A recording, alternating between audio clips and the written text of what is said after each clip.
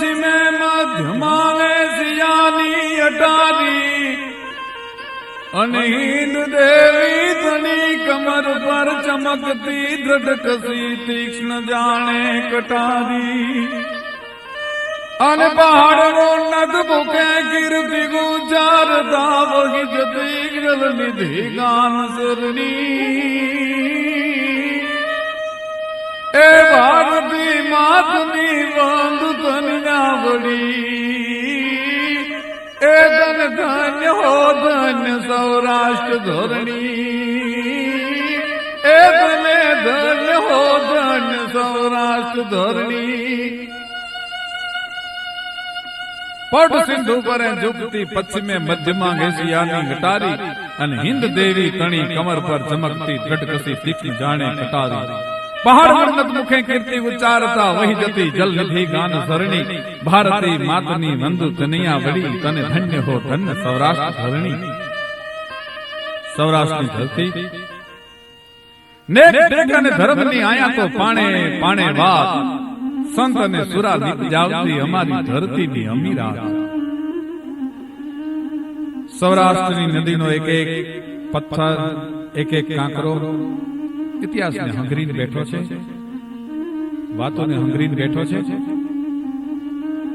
એની જો વાત કરવી હોય તો એક દોહામાં કાયમ એક વાત કહેવાની છે કે કાઠિયાવાડમાં કોકદી ભૂલો પડ ભગવાન પછી મારો થા મહેમાન તો તને ફરક ભૂલાવું સાંભળ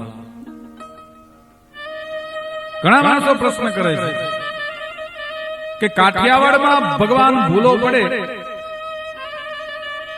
અને કાઠિયાવાડની મહેમાનગતિમાં એવું હું પરમાત્મા એક વખત કાઠિયાવાડનો મહેમાન બની ગયા પછી દુનિયાની કોઈ પણ રસોઈમાં સ્વાદ ના આવતો હોય દુનિયાના કોઈ પણ ભોજનમાં દુનિયાની કોઈ પણ મહેમાનગતિમાં સ્વાદ ના આવતો હોય સમર્પણનો પ્રસંગ છે મારે જે વાત માંડવી છે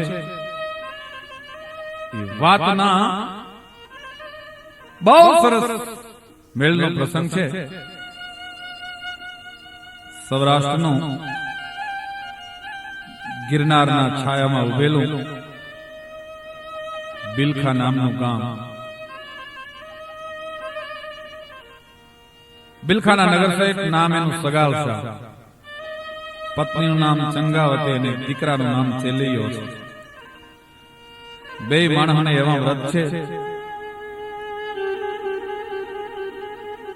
એ સગાલસા શેઠ ને ચંગાવતી રાણી બે લીધા છે જેવા વ્રત મારા વાલા હાલો સગાલસા શેઠ ને ચંગાવતી રાણી બે લીધા છે દેવા વ્રત મારા વાલા એ સાધુ જમાડી પછી જમવું જીરે ને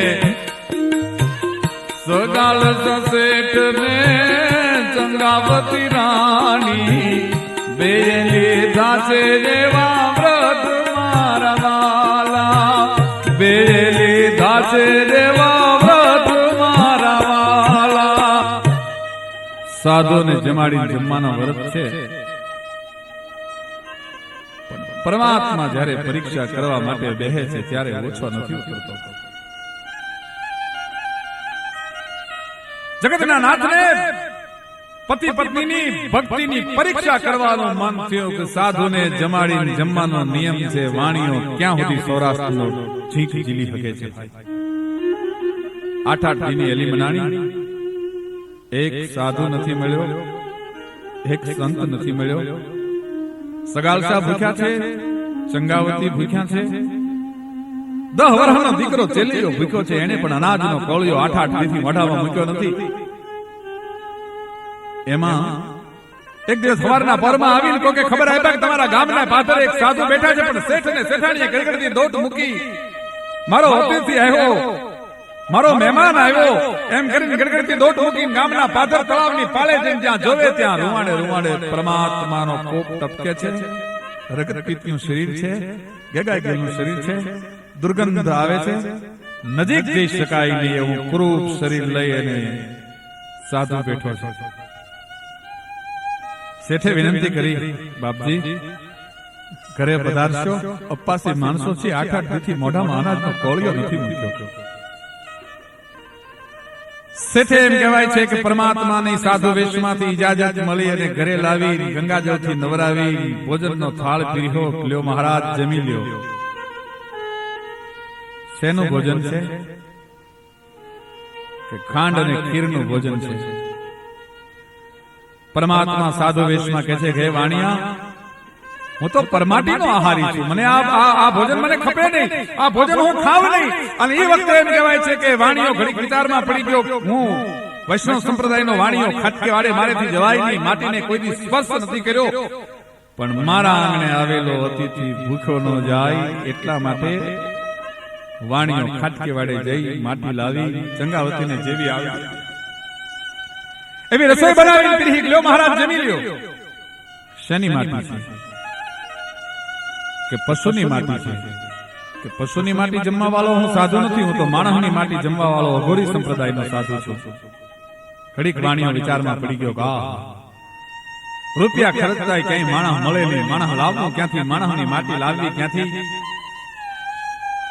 જ્યારે જ્યારે ભારતનો ધર્મ ધ્રુજો છે ત્યારે ભારતની જગદંબાએ ધર્મને બચાવવા માટેનો પ્રયત્ન કર્યો છે. પ્રકાર કરી અને ચંગાવતી શેઠને એમ કહેતી હતી, હે વાણિયા, સાધુ અહીંથી ભૂખ્યો જાશે તો વાણિયા તારી વાતડી થાશે. આ 10 વર્ષનો દીકરો કોના માટે છે?